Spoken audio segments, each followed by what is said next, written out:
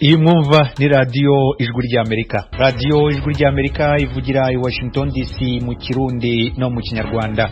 Mu Burundi mutwumvira ku mirongo migufi ya shortwave kuri metero 19 na metero 22, naho mu Rwanda turi kuri FM 104 n'ibice bitatu y'Ijwi ry'Amerika no kuri FM 88 n'ibice bitatu ya radio Inshuti ya Bose. Miriho neza nshuti mwese muduteze amatwi, ni Edirwe mu basuza kandi bayikaze mu makuru yacu y'akakanya. Mu karere ka Karongi aho ni mu Rwanda, polisi yataye muri yombi abantu bagera kuri 15 bari bateraniye kuri Hotel Golf yo ku Kibuye ibashinja kurenga ku mabwiriza yo kurwanya COVID-19, ariko imirimbanyi z'uburenganzira bwa muntu zo zisanga ibyo bakorewe ari ugutesha ikiremwa muntu agaciro. Atujyanye mu gisare cyamenetse ibirahure, turara twicaye hasi mu gisare kitabona kitamurikiwe, urumva ntabwo ari ahantu heza haberanye n'icyubahiro cya muntu ibyo ari byo byose. Uwo ni bwana Pierre Damien Mushimiyimana, ni perezida w'umuryango Liprodol uharanira uburenganzira bwa muntu mu Rwanda.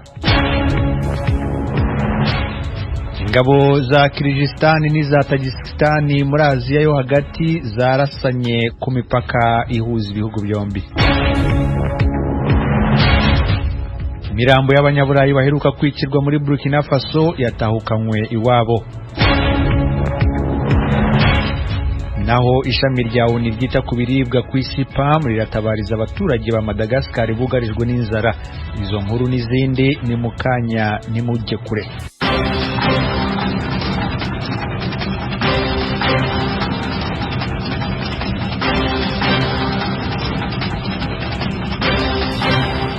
Amakuru yacu reka tuyahere ku mugabane wa Afrika. Inyeshyamba mu gihugu cya Chad ziravuga ko zarashe indege ya kajugujugu yarimo abasirikare ba leta. Byinshi kuri inkuru tubibaze Diane Ninazwe. Kingabe Oguzeyini Dotapol avugira abarwanyi bahiga kuvanaho iyo leta mu itangazo yasohoye yagirije abasirikare bari ku butegetsi ko ariko baragaba ibitero bakoresheje indege ku birindiro byabo. Yongera agabisha ko indege yariyo yose iza kongera guca hejuru y'ivyo birindiro baza kuyikorora nk'uko bakoroye kajugujugu ya gisirikare. Leta naciratangaza kuri ivyo vyagirije vyose. General Azem Bermandowe Aguna avugira abasirikare bafise ubutegetsi bwa Chad ico bikoze, yavuze ko ingabo zashoboye gutuza abarwanyi zibegeza kure ku mbibe Chad ihana na Nigeria. Kurundi ruhande ariko abaroberi nabo bavuga ko bigaruriye igisagara citwa Nuku kiri ku birometero birenga ku majana 3 mu rwa mukuru N'Djamena. Mu vy'abarwanyi bifuza harimo kwigarurira uwo murwa mukuru N'Djamena gutyo bakavana ku butegetsi abasirikare. Hagati aho abanyepolitiki batavuga rumwe na leta muri Chad basubiriye guhamagarira abanyagihugu mu myerekano isaba ku butegetsi bwohabwa abasivile.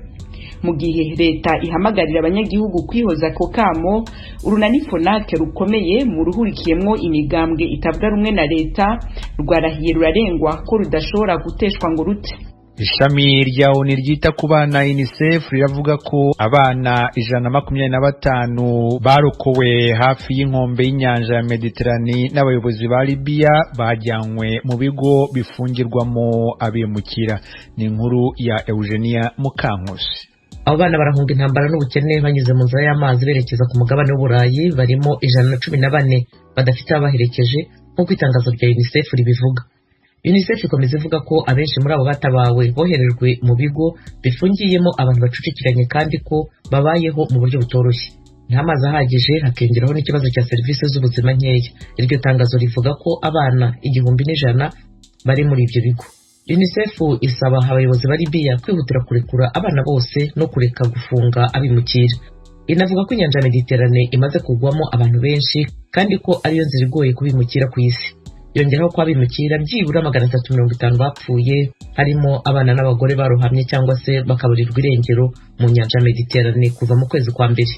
Mu cyumweru gishize abimukira 130 berekezaga ku mugabane w'Uburayi baburiwe irengero ku nkombe za Libya muri Mediterane barohamye mu bwato. Niyo mpanuka yatwaye ubuzima bw'abantu benshi aho mu nyanja kuva mu ntangiriro z'uyu mwaka. Ishami rya ONU ryita ku biribwa ku isi PAM riratabariza abaturage ba Madagascar bugarijwe n'inzara.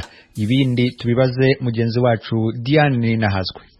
Amer Daoudi atwara PAM muri ico gihugu avuga ko muri rusangi abanyagihugu bugarijwe n'ikigoyi ari n'imiburiburi umuriyoni umwe n'ibihumbi 35. Abenshi muri abo banyagihugu nabo mu manuko bw'igihugu babuze na kimwe bahumunwa, ubu bakaba babeshejeho no kurya udukoko tw'inzirye, amababi y'ibiterwa byo mw'ishamba n'ivyama byo mw'ishamba. PAM isigura ko inzara iri muri Madagascar yatewe n'uruzuba rwinshi rumaze imyaka 5 ikurikirana rwaka hamwe n'isegenya y'imisenyi ryaciye muri ico gihugu. Mu kiganiro ubutwara iryo shirahamwe yahaye ijwi rya Amerika i Geneve ku mugwa mukuru w'Ubusuwise yavuze ko ingwara zifatiye gufungura nabi zigeramiye abana. Amasanamu yabonye ku rubuga mu rugendo yakoranye na bamwe mu bagize leta n'abadiplomate muri ico gihugu akaba ateye ubwoba. Daudi yagize ati vyari biteye agahinda kenshi n'ubwoba. Sabana bonyene bishwe na kigoyi mu bo twabonye harimwo abapfasoni n'abandi. PAM muri Madagascar ibandanye yemeza ko muri ano mezi anaheze inzara yiguje na kabiri mu burere nka bwose bwo mu manuko. Iryo shami rya ONU hari kavuga ko naho bigoye gutororokanya ibitigiri byamaze guhitanwa na kigoyi, hari abatari bake iyo nzara imaze guhitana. Amer Daoudi atwara PAM muri Madagascar yasiguriye umenyesha makuru y'ijwi rya Amerika i Geneve ko mu bituma batamenya ivyo bitigiri ari uko ngira umwana apfuye abaryango bihutira kumushingura mu nyuma ntibatanga icegeranyo bigaca bibakamizwe n'ingoma ku ruhande rw'inzego za leta. Naho biruko PAM iriyemerera ko hari aho yiboneye ubwayo imitumba yo hagati mu gihugu abanyagihugu bose bataye baromoka baja mu bisagara bibegereye kuraba ko boronka ico bashira ku munwa. Daudi Amer yashimangiye ko iki kibazo kiriko cunyurwa n'ubukene bw'ibiribwa PAM yari isanganywe bwatumye igabanura imfashanyo kubagera ku bihumbi 750 mu bakeneye gufungurirwa mu mihingo itandukanye y'isi. Amafaranga PAM ikeneye vuba bwango na mamiliyoni 75 y'amadolari ya Amerika. Ingabo za Kirigistani n'iza Tajikistani muri Aziya yo hagati zararasanye ku mipaka ihuza ibihugu byombi. Ni inkuru ya Thomas Kamirindi. Kirgizistani na Tajikistani byahoze mu cyari Republika Zunze Ubumwe z'Abasoviet URSS mu magambo magufi y'Igifaransa. Kuva URSS isenyutse mu 1991 kugeza ubu imipaka hagati ya Kirgizistani na Tajikistani ntiyigeze ishingwa ku buryo busobanutse. Bahora rero bapfa imipaka, amazi, ubutaka ndetse n'ubwatsi bw'amatungo. Ni muri urwo rwego iyi mirwano yatangiye ejo bundi kuwa gatatu biturutse ku ruvomero rw'amazi rwo mu mudugudu witwa Koktash uri hagati y'imipaka y'ibihugu byombi. Abatajik baje kuhashyira ibyuma bya kamera byo kuhagenzura. Abaturage b'Abakirigizistani bashatse kubibatesha baboherezaho amabuye, abandi nabo barayabatera. Mu kanya gato cyane ingabo z'impande zombi ziba zije ziruka baratangira bararasana. Imirwano yahitanye abantu b'abasirikare n'abasivile 40 ikomeretsa n'abandi 175. Naho abaturage barenga ibihumbi 11 bavuye mu byabo barahunga. Leta zombi zihutiye kuzimya umuriro zigirana amasezerano yo guhagarika imirwano. Uyu munsi mu gitondo impande zombi ariko zongeye zirarasana umwanya muto cyane maze birongera birahosha.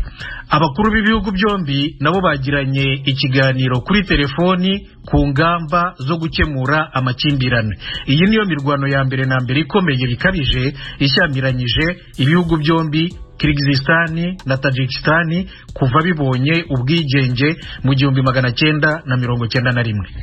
Imirambo y'abanyaburayi baheruka kwikirwa muri Burkina Faso yatahukanywe iwabo. Ni inkuru twakurikiranywe nanone na Eugenia Mukankusi.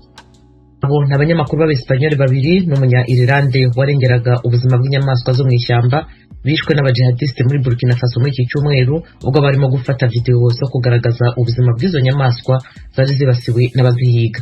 Iyo mirambo yajyanywe mu Burayi uyu munsi kwa gatanu mu gihe ibihugu byinshi byo kuri uwo mugabane bikomeje kuvuga ko bizakomeza kurwanya intagondwa mu karere ka Sahel muri Afurika.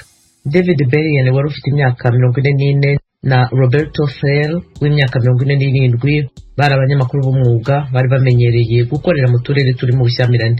Bari barifatanyije n'umunya Irlande Roy Young mu gikorwa cyo kurwanya abahiga inyamaswa cyakurikiranwaga n'umutwe udasanzwe wa gisirikare witaga ku nyamaswa zo mu ishyamba mu burasirazuba bwa Burkina Faso. Bishwe kuwa mbere ubwo imodoka barimo yavumbukiweho n'abajihadiste. Abategetsi muri Espagne bavuze ko abanyaburayi 3 n'umusirikare wa Burkina Faso bishwe. Guverinoma ya Burkina Faso yavuze ko abantu 6 bakomeretse. Imirambo y'abanyaburayi yurijwe indege ya gisirikare ya Espagne yahagurutse mu murwa mukuru wa Burkina Faso Ouagadougou mu ijoro ryakeye. Amasanduku yakiriwe mu cyubahiro n'igisirikare cyayakuye mu ndege ku kibuga kiri hafi ya Madrid aho imiryango y'abanyamakuru b'Abespanyol yari yitegereje.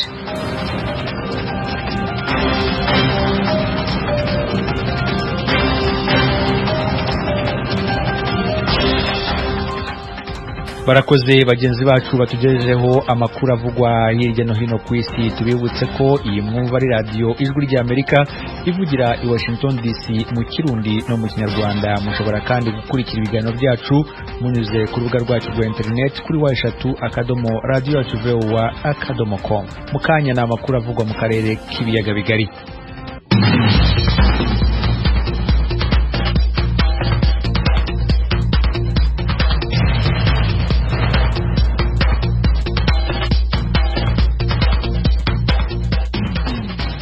Polisi mu karere ka Karongi mu Rwanda yataye muri yombi abantu bagera kuri 15 bari bateraniye kuri Hotel Golf yo ku Kibuye ibashinja kurenga ku mabwiriza yo kurwanya COVID-19. Nyamara abavuganye n'Ijwi ry'Amerika bo bemeza ko ibivugwa n'ubuyobozi bitari byo, ko ibyo bakorewe ari ugutesha ikiremwa muntu agaciro. Ni inkuru y'umunyamakuru w'Ijwi ry'Amerika Jean Baptiste Ndabananiye. Ubuyobozi bw'akarere ka Karongi buvuga ko bari barenze ku mabwiriza yo kwirinda icyorezo cya coronavirus. Pierre Damien Mushimiyimana, umwe muri abo 15, ni perezida wa Ligue Rwandaise pour la promotion et la défense des droits de l'homme, Liprodor mu mpine. Liprodor ni umuryango uharanira kurengera no guteza imbere uburenganzira bwa muntu mu Rwanda. Mushimiyimana yarari muri iyi hoteli ku mpamvu z'akazi nk'uko bisobanura. Twari dufite amahugurwa y'iminsi 2 ku bijyanye n'uburenganzira bwa muntu. Amahugurwa yo yahagaze, ariko icyabayeho habayeho gukoresha imbaraga zidasanzwe z'umurengera. Abari bari mu makosa ariko badufatana n'abantu twari turi muri hoteli kandi turi kuyibamo tuyicumbitsemo tutarenze ngo tujye hanze. Ibyo rero aho niho tubona twagiriwe akarengane, kuko nka bamwe bafashwe bafata ifunguro ariko harimo n'abandi bantu bahanze bari baje muri hoteli. Ntabwo nzi umubare wabo uko wanganaga, ariko hari nk'abantu bagera nko muri 4 cyangwa 5. Abo ngabo barimo banywa inzoga. Twebwe rero badutwaye turi abantu 15. Mushimiyimana arakomeza asobanura ko bagiye kubaraza mu cyumba rusange kandi ko batafashwe mu buryo bwubahiriza uburenganzira bw'ikiremwa muntu. Twese baduhuriza hamwe turana ahantu kadashobotse, ubwo nyine nicyo cyatumye n'amahugurwa ahita ahagarara. Rumva batujyanye mu gisare cyamenetse ibirahure, turara twicaye hasi mu gisare kitabona kitamurikiwe. So urumva ntabwo ari ahantu heza haberanye n'icyubahiro cya muntu ibyo ari byo byose. Nubwo haba harimo abantu babisha amabwiriza, hari uburyo kamwe umuntu agomba gufatwa mu buryo nanone bumuhaye agaciro. Twaraye twicaye hasi kuri se kubona badufatanye n'abana b'inzererezi, bakadufatanya n'abantu b'abasinzi, n'abantu b'indaya bafashe hirya no hino. Twari tuje mu gikorwa cyo gufasha igihugu. Theophile Niragire ni umuyobozi w'akarere ka Karongi wungirije ushinzwe ubukungu. Niragire ari nawe waruyoboye icyo gikorwa, arahakana ko barenganyije bari abantu. Kimwe n'ahandi mu gihugu, akarere ka Karongi natwe dufite ikibazo cya COVID ndetse ku rwego ruri hejuru. Igice rero twabashanjemo ni igice cy'akabari cyaberagamo n'igikorwa cyo kwerekana imipira. Barebaga imipira, banywa inzoga, kandi nta mabwiriza na make bubahirije, harimo kwambara agapfukamunwa ndetse no guhana intera. Ariko icyongeye kuri ibyo, amasaha ubundi y'abantu bemerewe kuba bari aho bagomba kuba bari nijoro iyo 3 zigeze. Serivisi za hoteli akenera bakazimusangisha aho ari mu cyumba cye. Bo rero bari barenze aho, baza mu cyanya cyagenewe akabari ubundi katemewe. Niragira yongeraho ko abafashwe bose bari barenze ku mabwiriza. Avuga ko banywaga inzoga kandi ku isaha yo kuba abantu bageze mu rugo yari yarenze. ariko twe nk'ubuyobozi turaguha amakuru kandi yizewe y'abantu batemerewe kurenganya abaturage babo. Gusa umwe muri abo ntanywa inzoga ni n'umupasiteri mu idini ritanywa inzoga. Ntabwo ibyo tubizi, nta nubwo twamenya ko atayinywaga kuko yari yicaranye n'abarimo bazinywa. Ntabwo rero twahageze ngo dubwire buri wese ngo fata icupa ryawe. Impamvu nari nkubwiye gutyo nuko wari uvuze ko banywaga inzoga kandi ko bose banywaga inzoga. Ariko hari ikosa bahuriraho. Irya mbere ryo kurenza amasaha, umunyamakuru ni wowe umenya uko ufata umwanzuro, ariko twebwe tuguye uruhande rw'ubuyobozi ko abo twasanze banywaga inzoga nta wari uri mu cyumba araramo. Murakoze rero akondi mu yindi nama. Hari ibindi bibazo nka bibiri byari bisigaye. Inama y'abaminisitiri yateranye ku itariki 14 uku kwezi kwa kane. Iyo nama yemeje ingamba zinyuranye zo guhangana n'icyorezo cya coronavirus. Izo ngamba zirimo ingingo ireba ibikorwa by'ubukerarugendo birimo amahoteli. Iyo ngingo ivuga gusa ko ibi bikorwa bigomba gukomeza ariko byubahiriza amabwiriza yo kwirinda icyorezo cya COVID-19. Ntaho byanditse ko abari muri hoteli bagomba kuba binjiye mu byumba byabo saa 3 zuzuye. Nk'uko byumvise Niragire yahise akupa telefone ambwira ko agiye gukomeza inama yararimo, nubwo naremaze kumubwira ko hari ibindi bibazo nifuzaga kwasubiza. Ibyo byarimo icyo kumubaza niba saa 3 zuzuye isobanura ko nta muntu ushobora no kuba yakandagiza ikirenge mu mbuga yiwe cyangwa mu gikari, bityo ko buri wese agomba guhita yinjira mu cyumba cye cyangwa muri salo. Bimeze bityo nta waba yemerewe kugera hanze y'icyumba cye muri hoteli. Twari bunamubaze icyo bimaze gufata abantu ukabaraza begeranye n'impamvu baraja abantu ahantu hatubahiriza uburenganzira bw'ikiremwa muntu kandi bakanaraza abantu bose hamwe, abagore, abagabo, indaya, inzererezi n'abasinzi. Twashatse kumenya niba amahoteli yabafite kuri ubu amabwiriza yuko abakiriya babo bagomba kuba bageze mu cyumba saa 3 zuzuye. Twabonye nimero ya telefone y'umwe mu bakozi b'i hoteli. Yatubwiye ko tutatangaza amajwi ye n'amazina, ariko yongeraho ko nta mabwiriza bafite kandi ko byababaje. Twamusabye nimero y'umuyobozi w'iyi hoteli atwemerera ko ayiduha, ariko ntiturayibona. Twahamagaye nimero ya nyiri hoteli Golfe dusanga idacamo. Jean Baptiste Ndabananiye, Ijwi rya Amerika, i Karongi. Tugume mu Rwanda. Urukiko rw'ubujurire rwasubitse isomwa ry'urubanza rwa Bernard Munyagishari uregwa ibyaha bya jenoside byakorewe mu cyahoze ari Perefegitura ya Gisenyi mu burengerazuba bw'u Rwanda. Munyagishari yagejejwe mu Rwanda mu mwaka wa 2013 avanywe Arusha mu gihugu cya Tanzania. Umunyamakuru w'Ijwi rya Amerika Eric Bagiruwubusa yari mu rukiko adutegurira inkuru ikurikira. Atangaza impamvu zatumye adashobora gusoma icyemezo ku rubanza bwana Bernard Munyagishari aburanamo n'ubushinjacyaha ibyaha bya jenoside, umucamanza mu rukiko rw'ubujurire yavuze ko urubanza rwabaye rurerure bituma atabasha kurwanika mu ngingo zarwo zose. Nta ruhande na rumwe mu ziburana rwari ruhagarariwe. Kugeza mu rwego rw'ubujurire bwana Munyagishari araburana mu rurimi rw'igifaransa kuko impande zombi zabyumvikanyeho. Umucamanza yabwiye abari mu rukiko ko n'icyemezo azafata kizaba cyanditse mu rurimi rw'igifaransa. Ni mu gihe ku rwego rwa mbere Munyagishari yaburanaga mu rurimi rw'igifaransa afite umusemuzi mu rurimi rw'ikinyarwanda. Ibishya muri uru rubanza rwa Munyagishari ku rwego rw'ubujurire noneho araburana yemera ibyaha byose bya jenoside aregwa, havuyemo icyaha cyo gukoresha abagore imibonano mpuzabitsina ku gahato nk'icyaha kibasiye ku muntu. Kwemera ibyaha kwa Munyagishari yabanje kubyumvikanaho mu rwego rw'ubushinjacyaha. Akigezwa mu Rwanda ubutabera bwamuregaga icyaha cyo gukora jenoside, ubufatanyacyaha mu gukora jenoside, gucura umugambi wa jenoside, ubwicanyi nk'icyaha kibasiye inyoko muntu, n'icyaha cyo gukoresha imibonano mpuzabitsina ku gahato nk'icyaha kibasiye inyoko muntu. Nyuma yo kwemera ibyaha, Munyagishari n'umunyamategeko umwunganira Jean Claude Shoshi Bizimana basaba ko urukiko rwazamugabanyiriza ibihano rukamuhanisha igihano kiri hagati y'imyaka 5 n'imyaka 15 kivuye ku igifungo cy'ubuzima bwe bwose. Yari yarakatiwe n'urukiko rukuru ku rwego rwa mbere, ariko ubushinjacyaha bwo buvuga ko yagombye gukatirwa imyaka 25 y'igifungo.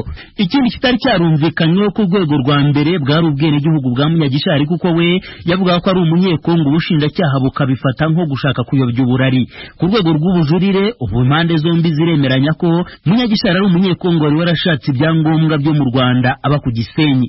Nyuma yo kwemeranywaho n'ubushinjacyaha ko agiye kuburana yemera ibyaha bwana Bernard Munyagishari wari ufungiwe muri gereza ya Mpanga iri mu karere ka Nyanza mu majyepfo y'igihugu, bivugwa ko abafungwa bagenzi be bari bafunganywe batamurebye neza, bituma yimurirwa muri gereza ya Nyarugenge iri Mageragere mu nkengero z'umujyi wa Kigali mu rwego rwo kumurindira umutekano. Munyagishari afatwa nka nimero ya 2 mu bakekwaho ibyaha bya jenoside boherejwe n'urukiko mpuzamahanga mpanabyaha rwashyiriweho u Rwanda yarusha muri Tanzania, boherezwa baza kuburaniraho bikekwa ko bakoreye ibyaha yoherejwe nyuma ya Pastor Jean Uwinkindi nawe wakatiwe igihano cy'igifungo cya burundu. Aregwa kwica abatutsi ubwe, ubushinjacyaha buvuga ko yabaga yabakuye mu bitero bitandukanye, kuba mu nama zateguraga jenoside n'ibindi bikorwa byo gutoza interahamwe zakoze jenoside ku Gisenyi. N'ibyaha ubushinjacyaha buvuga ko abatangabuhamya bagaragaza ko Munyagishari yabikoreye mu cyahoze ari prefegitura ya Gisenyi mu bice bya Komine Rouge, hahawe iryo zina kubera ubwicanyi bwahabereye ku mashuri ya Saint Fidèle na ku Nyundo ku Gisenyi. Bwana Bernard Munyagishari w'imyaka 62 y'amavuko yoherejwe mu Rwanda mu mwaka wa 2013 avuye Arusha muri Tanzania ku rwego Rwanda urukiko rwamukatiye igifungo cya burundu yarikuye mu rubanza yiko mu mucamanza wamuburanishaga ko yarabogamye. Icyemezo cy'urukiko rw'ubujurire hatagize igihinduka biteganijwe ko kizatangazwa ku itariki ya 7 z'ukwezi kwa 5 uyu mwaka. Bagira ubusajwi rya Amerika i Kigali. Ikigega mpuzamahanga cy'imari ku isi FMI giherutse gushyira Uburundi ku mwanya wa nyuma mu bihugu bikennye cyane ku isi. Abakurikirana hafi ibijyanye n'ubukungu mu Burundi bagaragaza ko hari byinshi leta ikeneye gukora kugira ngo izahure ubukungu bw'igihugu. Barimo Faustin Ndikumana uyobora ishyirahamwe Parisem rifite mu nshingano zayo kurwanya ruswa n'isesagura ry'umutungo wa leta. Kuri wa gatanu yavuganye n'itangazamakuru arimurikira ibikwiye gukorwa. Umunyamakuru w'Ijwi rya Amerika Eloge Wirikaneza adufitiye inkuru irambuye. Ikiganiro cy'umwaka cy'ikigega mpuzamakungu cyita ubutunzi FMI cyerekana ko Burundi buza mu kibanza cya mbere mu bihugu bikenye ku isi. Kubw'iyo raporo muri rusangi Murundi wese yakoresha ku mwaka amadolari atarenga 268 ku bihugu 25 bikenye kurusha ibindi ku isi. Ico gihugu nico cyonyene umunyagihugu ku mwaka tuzuza amadolari 300. Ishyirahamwe Parseme rihamagarira abarundi guhindura ingendo n'ivyumviro kugira baciye kwiterambere rirama, rivuga ko ubukene Burundi burimo bushobora kunyurwa n'ukuntu abantu bashobora gukomeza biyongera. Ni mu gihe gisata cy'igihugu kijejwe gutororokanya ibitigiri giherutse kwerekana ko myaka 20 imbere abarundi bashobora kuba bageze ku miliyoni 16. Faustin Ndikumana umukuru wa Parseme kuri uyu wa gatanu yagarutse ku bintu bigaragaza urugero rw'ubukene mu gihugu. Hari mu biganiro yahaye abanyamakuru. Ubwa mbere hoho ubukene mu Burundi bumara byinshi kandi bwariyongereye uravye hamaze kuba igihe abarundi ku 10 baharwa munsi mu bukene urugita ndetse de pauvreté urumva bari byinshi cyane. Hanyuma turavye tutare performance économique ukaraba nk'ibyo bita ibikorwa by'amabara infrastructure mu gihugu nyine yifashe, urabona neza yuko hari ingorane uravye byifashe no munsi. Ukaraba bimwe twita balance commerciale ibyo dushorera hanze n'amadovize urakurunga ukabona ko biri hasi cyane. Ukaraba amadeni leta ifise endettement no muri endettement intérieur donc amadeni ifise mu gihugu hagati ukabona ko nagumaduga ubwo ugasanga kavuze iby'agashomeri, kubura akazi sous-emploi n'ingene turiko abantu baruze ko baragwira mu byuga biheruka kuba byerekana ko dushobora kuba imiliyoni 16 mu myaka 20 y'imisi. Ndikumana twara Parseme hari inkingi 12 ziri mu migwi mikuru 5 hanura leta kwihutira gushira mu ngiro kugiduza urugero rw'ubutunzi. Nimba dusakuza mu butunzi bw'igihugu Rwanda reference mu bita mu gifaransa situation de référence no kuvuga tugeze kuri dosa ubukene bungana gute ibiharu mbega ko bavuga tumwa wose urufungura nuko hari abadafungura bikwiye. None tudomana igeze abadafungura bikwiye bangana gute, dushaka bazirangane gute mu misi tuzoharura gute. Ikintu cyangwa no kurondera uburyo wandika ibitabo by'iterambere cyangwa gute utazi kurondera uburyo ibikunda. Ubwo buryo buronderwa cyane ushobora kuba imfashanyo, ushobora kuba ingurane waka ibihugu bigenzi, ushobora kuba ingurane waka ku isoko ry'amafaranga, ushobora kuba imitahe y'abaguzatunga, ushobora kuba bya bindi bya bita partenariat public privé. Ngo ikibazo byose muri ibyo byose Burundi buri hasi cyane. Kurondera aba expert ashobora kuja ku iterambere uhape kujaho n'ikintu bita ikigo cy'ubushakashatsi kiga cyasohora amayikida kumakomeye igazana aba expert kugira tubone inyishu zimwe ku ngorane. Hanyuma ibindi n'ibijanye na efficacité institutionnelle mu kuvuga administration, igipolisi n'ubutungane ingene bikorera mu muco ahari hatazara n'igituri. Nta gihugu cyateye imbere gifise administration, igipolisi n'ubutungane biri korombi. Naho uraramwo nta terambere rishoboka, ahantu igipolisi kigorana, administration itorohereza abantu, ahantu ubutungane butabyoroshe kigahezo kikagwanya bimwe biboneka no gusesagura amatungo y'igihugu. Ikindi rero guha ikibanza abizatunga abikorera utwabo. Usanga muri byangombwa kandi bikomeye na kene kugitangurira ahubwo ibijanye na cohesion sociale usezera burundu injyane za politiki. Ubukomeza inzego mushinganje ubutungane kuri wa gatatu yabwiye abashinga amateka ko bigiye kuba byiza kurusha kubera sentare zibiri zigwanya ibiturire n'igipolisi karuhariwe cagizwe kijejwe ico gikorwa vyafutswe ububasha bwavyo bwegurirwa za sentare zisanzwe.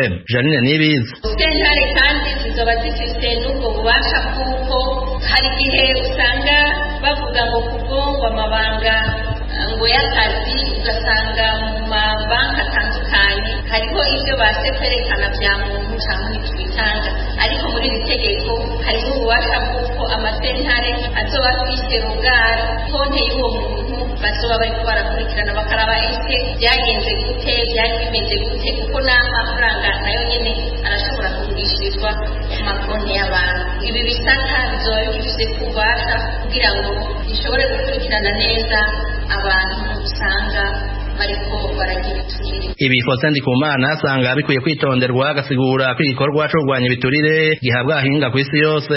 Bisaba ico bita ubushakashatsi bukomeye n'abahinga bakomeye babyigiye ingene ubusuma ahubwo babunyegeza. Bisaba na formation. Hajya suswa ngo mu magistrat ngo heje droit ngo kuri université doye ngo rashitse ngo heje droit ubugira bese kanse mukora ibiturire n'amainfraction muze. Yaruri henga babyigiye iyo uburambo yisizemo n'ubu. Kari abantu bihingira. Genda mu Faransa he usanga hama muze d'investigation financière yana yikira kurikirana nk'abashiranganje byo kurangiza amainfraction fiscale canke mu maparadis fiscale. Ivyo bitarutarunga umuntu abikurikirana we ivyo uza kuvuga ngo ni amatsibi na do grande sanzo ndabo zone zidanza do grande sanzo. Kuri 20 vya mbere bikenye ku isi uyu mwaka ibiri ku mugabane wa Afrika 17 bikaba bivangiwe gusa na Afghanistan, Yemen hamwe na Haiti. Eroje uri kaneza ijuru rya Amerika. Turabaramukije bakunzi namwe banywanyi b'ijwi rya Amerika. Mu ntumbero yo kuronka amakuru y'imvaho kandi agezweho dushobora gusangiza n'abanywanyi bose, ni ngombwa ko tubandanya gukorera hamwe mu kuronka amakuru yizewe kandi twosangiza abatwumva. Kubera iyo mvo ijwi rya Amerika ribasaba ko mwobandanya kudushikiriza amakuru, amafoto, amavideo y'ibibera aho mutuye, aho mukorera, aho mwiga n'aho mugendera. Mudushikiriza n'ibindi vyiyumviro n'ivyifuzo mufise byo dufasha kubandanya tubashikira ku nyota y'ibibaraje ishinga mukoresheje urubuga rwa Facebook VOA Radio Yacu canke inomero yacu ya WhatsApp ikurikira *120 2 4 4 1 Ijwi rya Amerika ni radio yanyu. Uyu munsi ni kuwa gatanu nk'uko bisanzwe. Mbere yo gusezeranaho tubagezaho amakuru ya siporo n'imikino ateganijwe mu mpera z'icyumweru tuba dusoza. Uyu munsi twabiteguriwe nanone n'umunyamakuru w'imikino w'ijwi rya Amerika Jean-Claude Munyandinda uri i Kigali mu Rwanda. Mu mukino wo gusiganwa ku magare ejo bundi ku cyumweru mu Rwanda hazatangira isiganwa mpuzamahanga ngarukamwaka rizenguruka igihugu Tour du Rwanda. Amakipe 16 azaba yabukereye, harimo amakipe 3 ahagarariye u Rwanda, ariyo ikipe y'igihugu Team Rwanda, Benediction y'Urubavu ndetse n'ikipe ya Saka iterwa inkunga na rumwe mu nganda z'ibinyobwa za hano mu Rwanda. Hazaba kandi hari amakipe aturuka hirya no hino ku isi agizwe n'amakipe y'ibihugu, amakipe yo ku rwego rw'imigabane, amakipe y'ababigize umwuga ku rwego rw'imigabane, tutibagiwe n'ikipe ya Startup Nation yo muri Israel isanzwe ikina amarushanwa yo ku rwego rw'isi. Iyi Tour du Rwanda izaba igizwe n'intera 8 arizo Kigali Rwamagana, Kigali Huye, Nyanza Gicumbi, Kimironko Musanze, Nyagatare Kimironko, KBC Mon Kigali,